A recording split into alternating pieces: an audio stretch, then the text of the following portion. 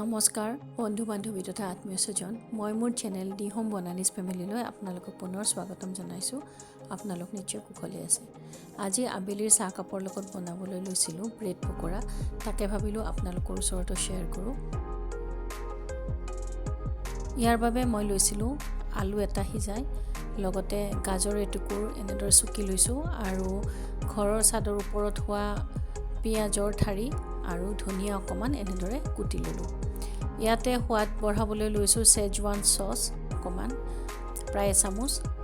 Schezwan sauce নাথাকিলে নিদিলেও হ'ব। ইয়াতে আপোনালোকে ইচ্ছা কৰিলে চিজো এড কৰিব পাৰে, সৰু সৰুকৈ চুকি, আৰু অকণমান দিছোঁ নিমখ। এইখিনি ভালদৰে পিটিকি লৈছোঁ। পিটিকি লৈ এতিয়া ব্ৰেড কেইখনত এই মিশ্ৰণখিনি সমানভাৱে হাতেৰে লেটিয়াই দিলোঁ।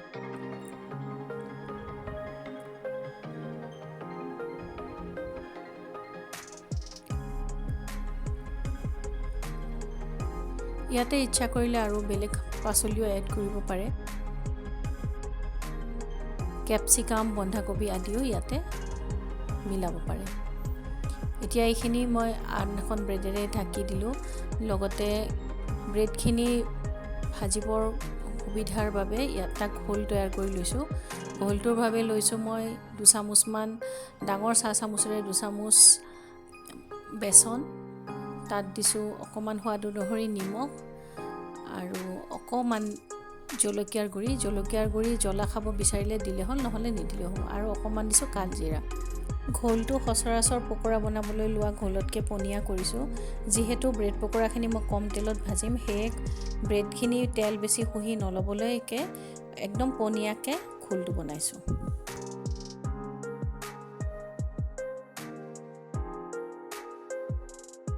এতিয়া ব্ৰেডখিনি এনেদৰে কাটি লৈছোঁ। এনেদৰে কাটি ল'লে ভাজিবলৈ সহজ হয়, দেখিবলৈও ভাল হয়। এতিয়া ব্ৰেডখিনি মই প্ৰথমতে ছাইডকেইটা তিয়াই লৈছোঁ, কাৰণ ছাইডকেইটাত আলু আছে যিহেতু এইখিনি ওলাই আহিব পাৰে। সেয়ে ছাইডকেইটা তিয়াই লৈ বাকী গাটোতো এনেদৰে লেটিয়াই ব্ৰেডখিনি ৰেডি কৰি লৈছোঁ।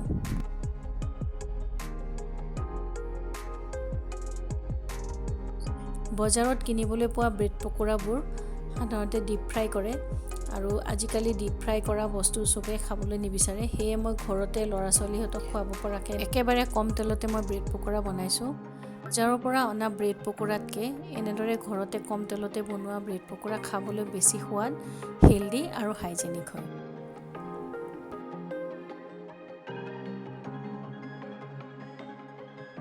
ব্ৰেডখিনি ভাজোঁতে মাত্ৰ এনেদৰে ছাইডকেইটা মাজে মাজে ওলটাই দি ভাজি ল'লে হ'ল।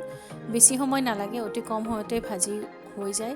ভিতৰৰ ফিলিংছখিনিও যিহেতু গাজৰখিনি একেবাৰে মিহিকৈ টুকি দিয়া হৈছে আৰু আলুখিনিও যিহেতু সিজাই লোৱা হৈছিলে, গতিকে বেছি সিজিব লাগিব বুলি কথা নাই।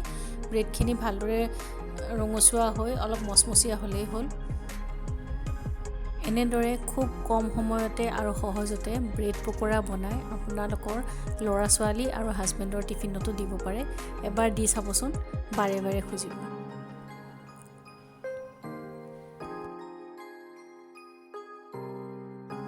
ইফালে বহাই দিছিলোঁ চাহ।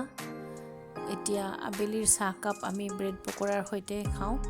আশা কৰোঁ আপোনালোকে ভিডিঅ'টি চাই ভাল পালে। যদি ভাল লাগিছে তেনেহ'লে আনৰ লগত শ্বেয়াৰ কৰিব আৰু লগতে কমেণ্টো কৰিব। আজিলৈ ইমানেই, ধন্যবাদ।